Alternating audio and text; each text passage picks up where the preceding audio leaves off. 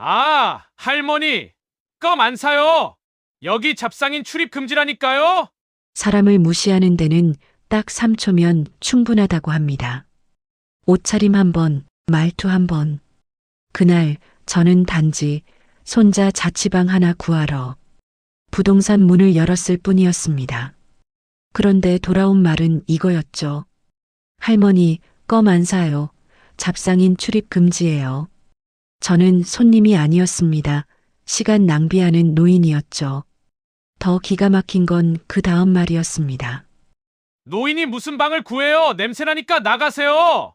그 순간 저는 손자 방 이야기를 더하지 않았습니다. 대신 벽에 붙은 한 장의 전단지를 다시 봤습니다. 건물 금매. 그리고 조용히 물었죠. 그럼 이 건물은 얼마입니까? 잠시 후 이 부동산 안에서 가장 얼굴이 하얘진 사람은 과연 누구였을까요? 이야기 시작 전 무료인 구독과 좋아요 눌러주세요. 손주 방 좀 보러 왔는데요. 제가 부동산 유리문을 밀고 들어서자 안쪽 책상에 앉아있던 30대 중반쯤 되는 남자가 고개를 들었어요. 머리에 젤을 잔뜩 바르고 명품 시계를 찬 그 남자는 저를 위아래로 훑어보더니 손을 휘저으며 말했죠. 할머니, 여기 껌 안 사요. 잡상인 출입 금지예요. 순간 귀를 의심했어요. 저는 손주 자취방을 알아보러 온 손님인데 껌을 팔러 왔다고요? 제가 여기 온 이유는 간단했어요. 금쪽 같은 손주 지훈이가 오늘 아침 서울 명문대 합격 소식을 알려왔거든요. 기숙사는 떨어졌고 당장 자취방이 필요한 상황이었죠. 그래서 제가 큰 소리 쳤어요. 할미가 당장 학교 앞에 제일 좋은 방 구해줄게. 평소 편하게 입던 무릎 나간 등산 바지, 낡은 운동화, 시장에서 일할 때 늘 입던 오래된 패딩 점퍼 차림으로 이곳에 왔죠. 영락없는 시골 할머니 모습이었어요. 아니, 저는 손주 자취방을. 아, 할머니, 여기는 그런 싼 방 안 달아요. 편의점 가서 벼룩시장 신문 보시고요. 명찰을 보니 박 실장이라고 쓰여 있더라고요. 지금 VIP 손님 오시니까 빨리 나가주세요. 그때 부동산 문이 열리면서 밍크 코트를 입은 50대 여자분이 들어왔죠. 명품 가방을 든 그 여자를 본 박 실장의 태도가 완전히 바뀌었어요. 어머, 사모님, 어서 오세요. 박 실장은 의자에서 벌떡 일어나 거의 90도로 허리를 굽히며 인사했어요. 그리고는 급하게 커피를 내리기 시작했죠. 사모님, 편하게 앉으세요. 오늘 보러 오신 강남 오피스텔 자료 다 준비해뒀습니다. 저는 같은 공간에 있는데도 완전히 투명 인간이었어요. 박 실장은 사모님한테 고급 카탈로그를 펼쳐 보이면서 열심히 설명했어요. 저는 벽 쪽에 서서 그 광경을 지켜봤죠. 할머니, 아직도 안 나가셨어요? 냄새나니까 빨리 나가세요. 박 실장이 다시 저를 보며 손을 휘저었어요. 냄새가 난다고요? 제 얼굴이 화끈거렸어요. 평생 이런 모욕을 당해본 적이 없었거든요. 사모님도 저를 힐끗 보더니 코웃음을 쳤어요. 마치 저런 사람이 여기는 왜 왔대 하는 표정이었죠. 저는 주먹을 불끈 쥐었어요. 하지만 참았어요. 아직 할 일이 남아 있었으니까요. 저는 부동산 벽면을 천천히 둘러봤어요. 여러 매물 전단지들 사이에서 유난히 눈에 띄는 게 하나 있었죠. 건물 금매, 주인 사정으로 긴급 처분. 빨간색 글씨로 크게 적혀 있었고 사진을 보니 바로 이 부동산이 들어와 있는 이 건물이었어요. 5층짜리 건물, 대학가 메인 상권 한복판. 매매가는 50억 원. 저는 속으로 피식 웃었어요. 이거 참 재미있는 상황이 됐네. 저는 다시 안쪽으로 걸어 들어가서 빈 의자에 앉았어요. 저기요, 실장님. 박 실장은 들은 척도 안 했어요. 실장님, 잠깐만요. 그제야 박 실장이 짜증 가득한 얼굴로 돌아봤어요. 할머니, 왜 자꾸 여기 계세요? 벽에 붙은 저 건물이요. 얼마예요? 순간 부동산 안이 조용해졌어요. 박 실장은 어이가 없다는 표정으로 저를 쳐다봤어요. 네, 지금 뭐라고요? 저 5층짜리 건물. 얼마냐고요? 박 실장의 얼굴이 불그락푸르락했어요. 할머니, 지금 저랑 장난하시는 거예요? 그냥 물어보는 거예요. 50억이요, 50억. 이게 애들 장난이에요? 박 실장의 목소리가 커졌어요. 주변 직원들이 수군거리기 시작했죠. 그 순간 저는 주머니에서 휴대폰을 꺼냈어요. 전화를 걸자 익숙한 목소리가 들려왔어요. 네, 회장님. 무슨 일이십니까? 김 변호사, 지금 당장 내 인감이랑 수표책 들고 이리로 와요. 주소는 문자로 보낼게요. 알겠습니다. 바로 출발하겠습니다. 전화를 끊은 저는 다시 의자에 편하게 앉았어요. 박 실장은 어리둥절한 표정이었지만 곧 사모님한테 다시 시선을 돌렸죠. 아마 저를 정신 나간 노인네 정도로 생각했을 거예요. 저는 조용히 앉아서 부동산 안을 둘러봤어요. 벽에는 화려한 매물 사진들이 가득했죠. 강남 아파트, 고급 오피스텔, 상가 건물들이요. 이 사람들은 겉으로 보이는 것만 보는구나. 저는 속으로 생각했어요. 30년 넘게 시장 바닥에서 국밥을 팔면서 배운 게 있었어요. 사람은 겉모습이 아니라 속을 봐야 한다는 거요. 박 실장은 사모님한테 계속 매물을 소개하고 있었어요. 이 오피스텔은 역세권이고요. 투자 가치가 아주 높습니다. 요즘 이 지역이 완전 핫플레이스거든요. 사모님은 고개를 끄덕이며 관심 있는 표정을 지었어요. 정확히 15분 후 부동산 앞에 고급 세단이 멈춰 섰어요. 정장을 말끔하게 차려입은 40대 남자가 서류 가방을 들고 내렸죠. 회장님, 오래 기다리셨습니까? 김 변호사가 부동산 안으로 들어오면서 저에게 공손하게 인사했어요. 박 실장과 사모님의 눈이 휘둥그레졌죠. 아니, 금방 왔네. 인감이랑 수표책 다 가져왔어? 네, 여기 다 있습니다. 김 변호사는 서류 가방을 열었어요. 제 인감 도장이 나오고 그 다음 나온 건 낡은 가방에서 나올 법한 수표책이 아니었어요. VIP 전용 골드 색상 수표책이었죠. 은행에서 수백억 자산가들한테만 주는 그 특별한 수표책이요. 박 실장의 얼굴이 새하얘졌어요. 입을 벌린 채로 저와 김 변호사를 번갈아 쳐다봤죠. 김 변호사는 태블릿 PC도 꺼내서 제 앞 테이블에 놓았어요. 회장님, 어떤 건물을 보고 계신지요? 여기 벽에 붙은 이 건물이요.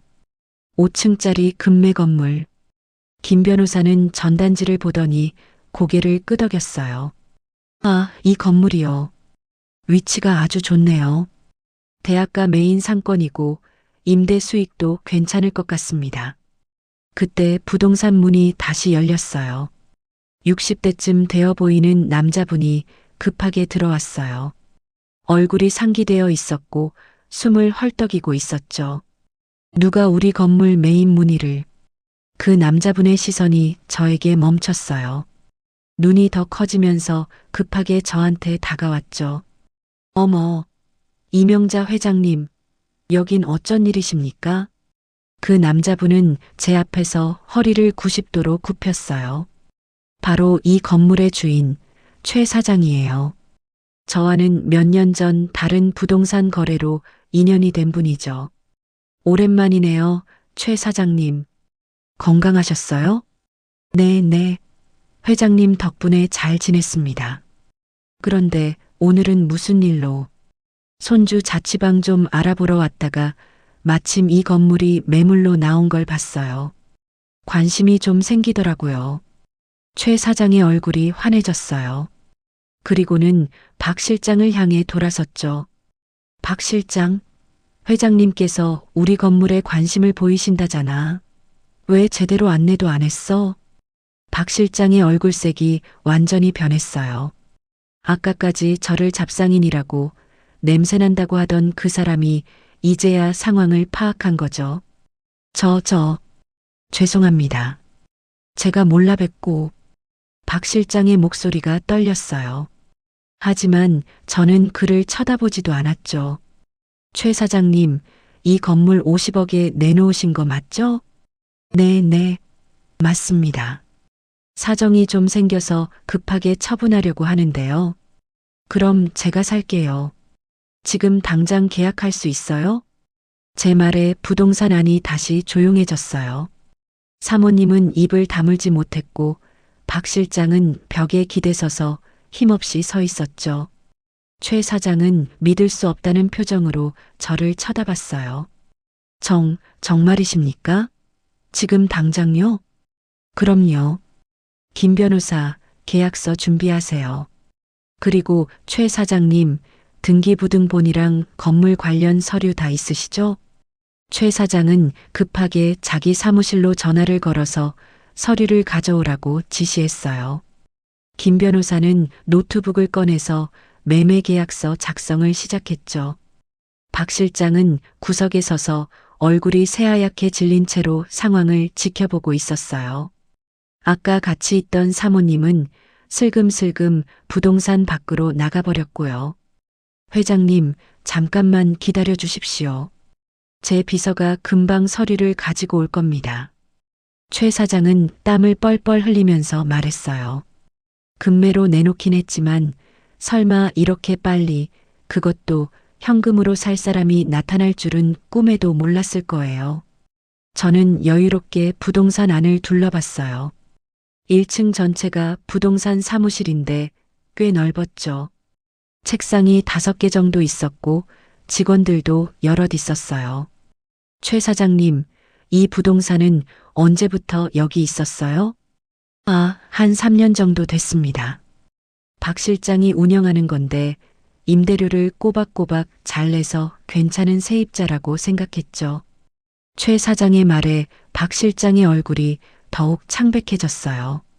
10분쯤 지나자 최 사장의 비서가 서류 가방을 들고 허겁지겁 들어왔어요. 등기부등본, 건축물 대장, 임대차 계약서 사본들이 모두 들어 있었죠. 김 변호사는 서류를 꼼꼼히 검토했어요. 건물 소유권에 문제가 없는지, 담보나 가압류가 설정되어 있지는 않은지, 임대 현황은 어떤지 하나하나 체크했죠. 회장님, 서류상으로는 문제 없습니다. 1층부터 5층까지 모두 임대 중이고 월 임대료 수입이 총 2천만 원 정도 되네요. 투자 가치로 봤을 때도 괜찮은 매물입니다. 그래요? 그럼 바로 진행해요. 제가 고개를 끄덕이자 김 변호사는 매매 계약서를 출력하기 시작했어요. 계약 조건, 매매가, 잔금 지급일, 소유권 이전 시기 같은 내용들이 빼곡히 적혀 있었죠. 최 사장님, 여기 계약서에 서명하시면 됩니다. 최 사장은 떨리는 손으로 계약서에 서명했어요. 저도 제 이름을 또박또박 적었고 인감을 찍었죠. 잔금은 언제까지 치르면 되나요? 제가 물어보자 최 사장이 조심스럽게 대답했어요. 보통은 한 달 정도 시간을 두는데요. 회장님께서 급하시다면 오늘 다 처리하면 안 될까요? 저는 빨리 끝내고 싶은데. 제 말에 최 사장의 눈이 커졌어요. 김 변호사도 잠깐 놀란 표정을 지었지만 곧 태블릿을 조작하기 시작했죠. 회장님, 은행 측에 연락해서 잔금 송금 준비하겠습니다. 그리고 법무사님께도 연락해서 오늘 중으로 등기 이전 가능한지 확인하겠습니다. 김 변호사는 능숙하게 전화를 걸기 시작했어요. 저는 그 골드 색상 수표책을 펼쳤어요. 박 실장의 시선이 수표책에 꽂혔죠. 저는 천천히 계약금 5억 원을 적었어요. 최 사장에게 수표를 건네자 그는 두 손으로 받으면서 연신 고개를 숙였어요. 감사합니다, 회장님. 정말 감사합니다. 박 실장은 구석에서 이 모든 광경을 지켜보고 있었어요. 얼굴은 새하얗고 손은 떨리고 식은땀이 등을 타고 흐르고 있었죠. 김 변호사가 전화를 끊고 저에게 말했어요. 회장님, 은행에서 잔금 송금 준비 완료했습니다. 그리고 법무사님께서 오늘 저녁까지 등기 이전 가능하다고 하십니다. 좋아요. 그럼 바로 진행하세요. 저는 태블릿을 받아서 인터넷 뱅킹 앱을 열었어요. 제 통장에는 수백억 원이 들어 있었죠. 거기서 잔금 45억 원을 최 사장 계좌로 송금했어요. 송금이 완료되었습니다. 화면에 메시지가 떴어요. 이제 이 건물은 제 거였죠. 박 실장은 그 모습을 보더니 완전히 힘이 빠진 듯 의자에 주저앉았어요. 잠시 후 최 사장의 휴대폰이 울렸어요. 은행에서 입금 확인 문자가 온 거죠. 들어왔습니다. 정말로 들어왔습니다. 최 사장은 믿을 수 없다는 표정으로 휴대폰 화면을 여러 번 확인했어요. 50억이라는 큰 돈이 한 번에 들어오는 걸 처음 겪어봤을 거예요. 회장님, 정말 감사합니다. 덕분에 제 급한 불을 껐습니다. 최 사장은 허리를 90도로 굽혀 인사했어요. 저도 가볍게 고개를 끄덕였죠. 그때 저는 최 사장에게 조용히 말했어요. 최 사장님, 그런데 제가 이 건물을 인수하면서 딱 하나 조건이 있어요. 최 사장이 긴장한 얼굴로 저를 쳐다봤어요. 무슨 조건이신지요? 1층 부동산이요. 임대차 계약이 언제까지예요? 그게 올해 8월까지입니다. 그럼 제가 건물주가 되는 대로 계약 해지 통보하려고요. 제 말에 박 실장이 벌떡 일어섰어요. 얼굴이 새하얗게 질려서는 저한테 달려왔죠. 회장님, 제발 한 번만 용서해 주십시오.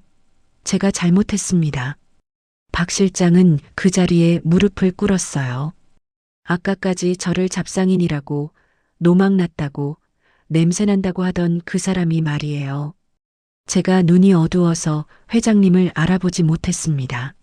다시는 이런 일 없을 테니 제발 한 번만 기회를 주십시오. 하지만 저는 냉정하게 말했어요. 기회요? 자네가 나한테 껌팔이라고 했을 때 자네 기회는 이미 끝났어요. 그게 박 실장은 말을 잇지 못했어요. 변명의 여지가 없었으니까요. 냄새가 난다고 했죠? 평생 성실하게 일해온 사람한테 그게 할 소리예요? 죄송합니다. 정말 죄송합니다. 박 실장의 목소리는 떨리고 있었어요. 내 건물에서 내일 아침까지 정리하고 나가세요. 더 이상 얼굴 볼 일 없게. 저는 차갑게 말했어요. 박 실장의 얼굴이 완전히 하얗게 질렸죠. 회장님, 제발. 최 사장님, 내일 아침까지 이 사람 짐 다 빼내게 해주세요. 최 사장도 고개를 끄덕였어요. 알겠습니다, 회장님. 바로 조치하겠습니다. 박 실장은 바닥에 주저앉아서 울기 시작했어요. 하지만 저는 돌아섰죠. 더 이상 볼 이유가 없었으니까요. 다른 직원들이 박 실장을 부축해서 밖으로 데리고 나갔어요. 그가 울면서 질질 끌려나가는 모습이 보였지만 저는 뒤돌아보지 않았어요. 김 변호사가 서류를 정리하면서 말했어요. 회장님, 법무사님께서 저녁 6시까지 등기소에 서류 제출하신다고 합니다. 내일 아침이면 등기가 완료될 겁니다. 수고했어요, 김 변호사. 저는 가방을 챙기면서 최 사장에게 말했어요. 최 사장님, 건물 관리는 기존대로 해주시면 돼요. 제가 따로 관리 회사를 선정할 때까지요. 네, 알겠습니다. 그리고 회장님, 혹시 1층을 어떻게 쓰실 건지 여쭤봐도 될까요? 저는 잠깐 생각하다가 미소를 지었어요. 손주들이 편하게 쉴 수 있는 공간으로 만들까 생각 중이에요. 4층은 지훈이 공부방으로 꾸미고요. 좋은 생각이십니다. 부동산을 나서는데 휴대폰이 울렸어요. 지훈이한테서 온 전화였어요. 할머니, 방은 구하셨어요? 구했지. 걱정 마라. 정말요? 어디예요? 학교랑 가까워요? 지훈이의 목소리에서 기대감이 묻어났어요. 학교 정문 바로 앞이야. 걸어서 5분도 안 걸릴 거다. 와, 대박. 할머니 최고예요. 보증금이랑 월세는 얼마예요? 제가 아르바이트해서 보태드릴게요. 지훈이의 착한 마음이 느껴져서 눈시울이 뜨거워졌어요. 그런 거 신경 쓰지 말고 공부나 열심히 해라. 할미가 다 알아서 할 테니까. 할머니, 정말 감사합니다. 저 열심히 공부해서 꼭 성공할게요. 그래, 그래. 우리 지훈이 잘할 거야. 전화를 끊고 나서 저는 건물을 올려다봤어요. 손주 방 하나 얻으러 왔다가 건물을 통째로 사버렸네요. 김 변호사가 제 옆으로 다가왔어요. 회장님, 오늘 정말 시원하셨겠습니다. 시원하긴요. 그냥 당연한 일을 했을 뿐이에요. 그래도 속이 다 후련하던데요. 김 변호사가 피식 웃었어요. 김 변호사, 이 건물 4층을 지훈이 공부방으로 꾸며주세요. 넓고 조용하게요. 알겠습니다. 인테리어 업체 알아보겠습니다. 그리고 나머지 층들 임대료는 10% 낮춰주세요. 대학생들이 많이 살 테니까요. 김 변호사는 메모를 하면서 고개를 끄덕였어요. 우리는 천천히 주차장으로 걸어갔어요. 김 변호사 차를 타고 집으로 돌아가려고요. 차 안에서 창밖을 바라보는데 문득 오래전 일이 떠올랐어요. 30년 전 저는 손에 쥔 게 아무것도 없었어요. 남편은 일찍 세상을 떠났고 어린 자식을 키워야 했죠. 먹고 살기 위해 시장 바닥에서 국밥을 팔기 시작했어요. 새벽 4시에 일어나서 사고를 고고 팔을 썰고 장사 준비를 했죠. 처음엔 정말 힘들었어요. 손님들이 몇 명 안 왔던 날도 많았고요. 하지만 저는 포기하지 않았어요. 정직하게, 성실하게 일했죠. 국물 맛을 내기 위해 연구하고 손님들을 친절하게 대했어요. 그러다 보니 단골 손님들이 하나둘 생기기 시작했어요. 명잔의 국밥이 제일 맛있다는 소문이 퍼지면서 장사가 잘 되기 시작했죠. 돈을 조금씩 모았어요. 한 푼, 두 푼 아껴서 통장에 차곡차곡 쌓았죠. 그러다가 기회가 왔어요. 시장 근처에 작은 건물이 매물로 나온 거예요. 주변 사람들은 말렸어요. 국밥집 하는 사람이 무슨 건물을 사냐고요. 하지만 저는 그 건물을 샀어요. 제 인생 첫 부동산이었죠. 그 건물에서 나오는 월세로 생활이 좀 나아졌어요. 그리고 그 돈으로 또 다른 건물을 샀죠. 그렇게 하나씩 불려나갔어요. 지금은 서울에만 10개가 넘는 건물을 가지고 있고 지방에도 몇 개 더 있어요. 통장에는 수백억이 들어있죠. 하지만 저는 여전히 시장 국밥집에서 일하던 그때의 마음가짐을 잊지 않으려고 해요. 돈이 많아진다고 사람이 달라지면 안 되니까요. 집에 도착했을 때쯤 저는 거울을 봤어요. 여전히 낡은 패딩을 입고 무릎 나간 등산 바지를 입은 할머니가 거기 있었죠. 하지만 이제는 알아요. 겉모습이 중요한 게 아니라는 걸요. 일주일 후 김 변호사한테서 전화가 왔어요. 회장님, 등기 이전 완료됐고 박 실장도 완전히 나갔습니다. 그래요. 그 사람 소식 들었어요? 사실 한 가지 들은 얘기가 있긴 합니다. 최 사장님한테 들었는데 박 실장이 다른 부동산 몇 군데 면접을 봤다고 하더라고요. 그래서요? 전부 다 떨어졌답니다. 소문이 이미 다 퍼졌다고 하더라고요. 손님한테 함부로 대한다는 소문이요. 저는 잠시 침묵했어요. 며칠 후 지훈이를 데리고 4층 공사 현장을 방문했어요. 할머니, 여기 진짜 제 방이에요? 지훈이는 눈이 휘둥그레져서 공사 중인 공간을 둘러봤어요. 그럼 내 방이지. 마음에 들어? 마음에 들다니요. 꿈 같아요. 지훈이는 행복한 표정으로 웃었어요. 그 모습을 보니 제 가슴이 따뜻해졌죠.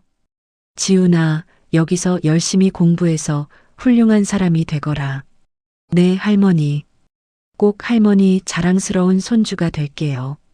한 달 후 4층 인테리어가 완성됐어요. 넓은 책상, 편안한 침대, 조용한 공부 공간까지 모든 게 완벽했죠. 지훈이는 그날부터 그 방에서 생활하기 시작했어요. 그로부터 2달 후 1층에는 명자 스터디 카페가 문을 열었어요. 학생들이 편하게 쉴 수 있는 공간이었죠. 커피는 원가에 팔고 공부할 수 있는 좌석은 무료로 제공했어요. 어느 날 오후 저는 카페에 들렀어요. 많은 학생들이 진지하게 공부하고 있었죠. 그때 입구 쪽에서 소란이 들렸어요. 아니, 여기 무료라며? 물도 제대로 안 갈아주고 화장실도 더럽고 이게 뭐예요? 40대 중반쯤 되어 보이는 여자분이 카페 직원한테 소리를 지르고 있었어요. 명품 옷을 입고 화장을 진하게 한 모습이었죠. 죄송합니다, 손님. 바로 확인해 드리겠습니다. 젊은 직원이 쩔쩔매고 있었어요. 확인은 무슨, 내가 지금 애 공부하러 왔는데 이런 데서 어떻게 공부를 해요? 관리자 불러요. 그 여자분 옆에는 중학생쯤 되어 보이는 아이가 고개를 숙인 채 서 있었어요. 저는 천천히 그쪽으로 걸어갔어요. 무슨 일이신가요? 제가 물어보자 그 여자분이 저를 위아래로 훑어보더니 코웃음을 쳤어요.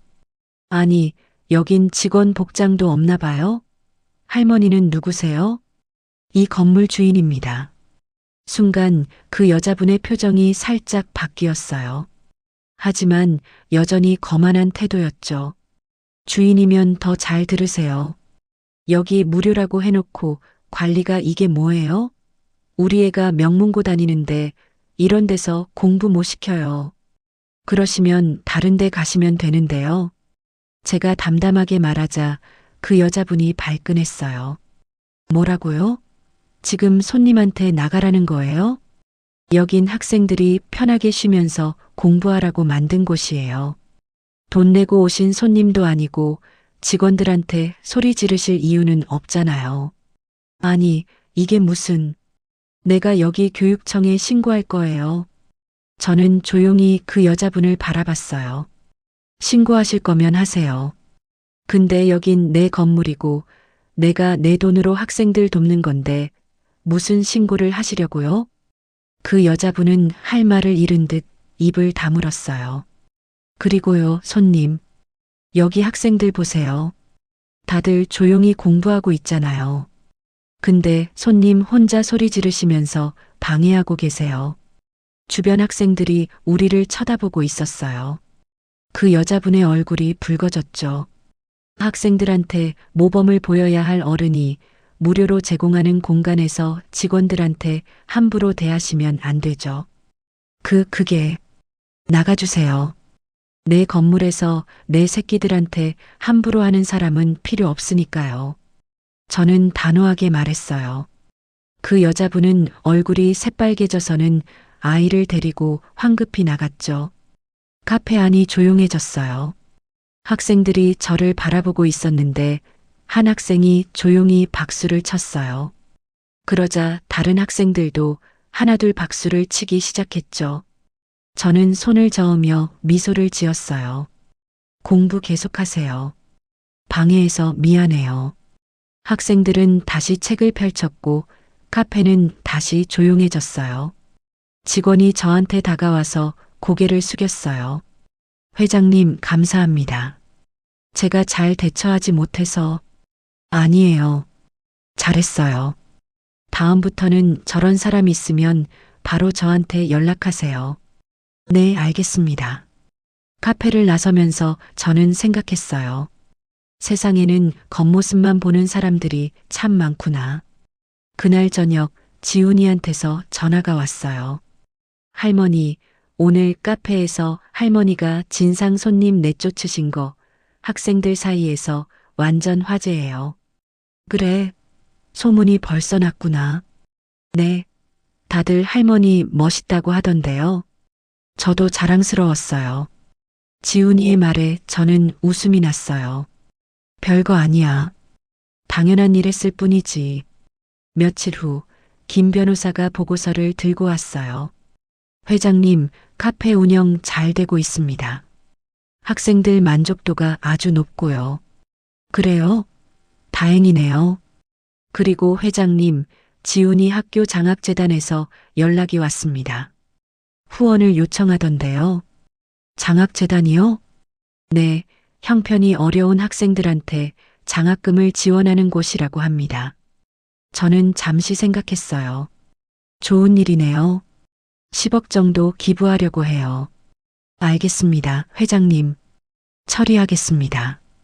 한 달 후 학교에서 감사패를 전달하러 왔어요. 총장님이 직접 오셨죠. 이명자 회장님, 이렇게 큰 기부를 해주셔서 정말 감사합니다. 덕분에 많은 학생들이 꿈을 이룰 수 있게 됐습니다. 별 말씀을요. 젊은 친구들이 돈 걱정 없이 공부할 수 있다면 그게 제일 보람 있는 일이죠. 그로부터 몇 달이 지났어요. 어느 토요일 저는 시장을 지나가고 있었어요. 오래간만에 예전에 국밥집을 했던 자리를 보고 싶어서요. 시장은 여전히 활기찼어요. 상인들이 큰 소리로 손님을 부르고 사람들이 바쁘게 오가고 있었죠. 제가 국밥집을 했던 자리는 이제 다른 분이 떡볶이 가게를 하고 계셨어요. 장사가 잘 되는지 손님들이 줄을 서 있었죠. 참 좋네. 이 자리가 계속 누군가의 꿈이 되고 있구나. 저는 속으로 생각하며 미소를 지었어요. 그때였어요. 시장 한쪽 구석에서 누군가 전단지를 돌리고 있는 모습이 보였어요. 가까이 가보니 박 실장이었어요. 꼬질꼬질한 옷을 입고 수척해진 얼굴로 전단지를 나눠주고 있었죠. 전단지 받아주세요. 새로 오픈한 치킨집이에요. 지나가는 사람들은 대부분 전단지를 받지도 않고 지나쳤어요. 어떤 사람은 받았다가 바로 쓰레기통에 버리기도 했죠.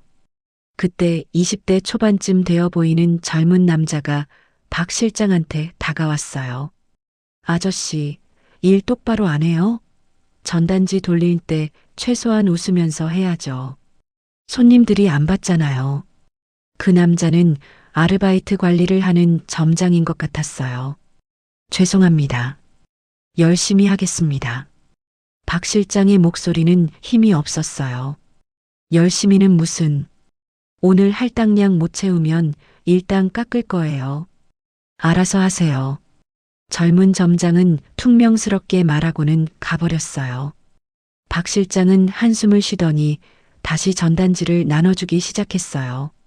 하지만 그의 손은 떨리고 있었죠. 그 순간 우리 눈이 마주쳤어요.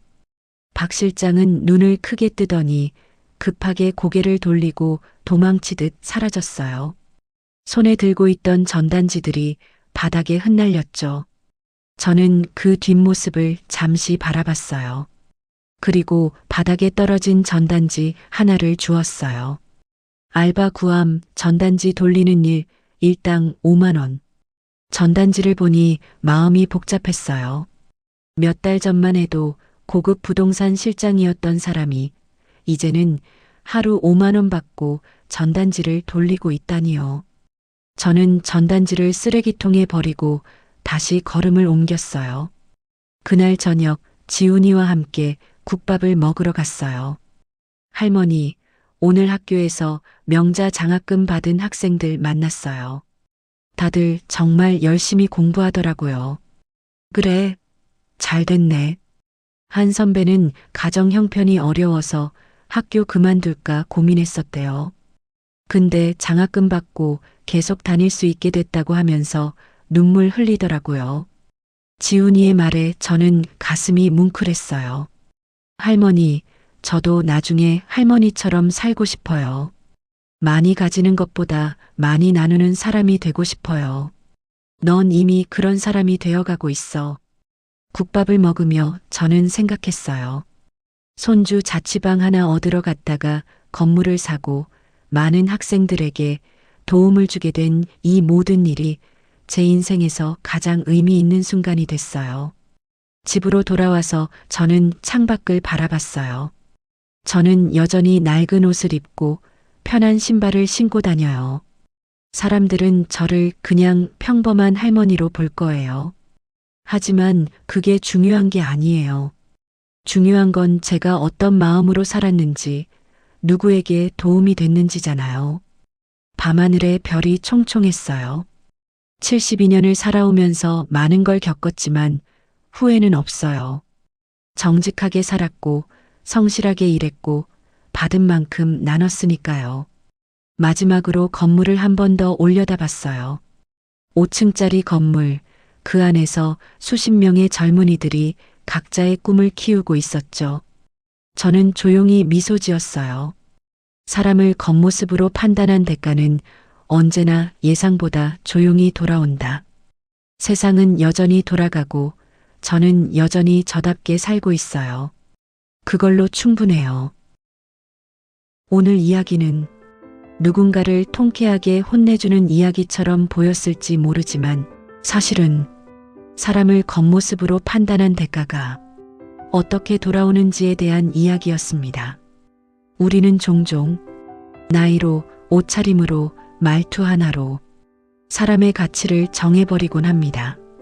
하지만 진짜 가치는 조용히 쌓여 있고 필요한 순간에 스스로를 증명합니다.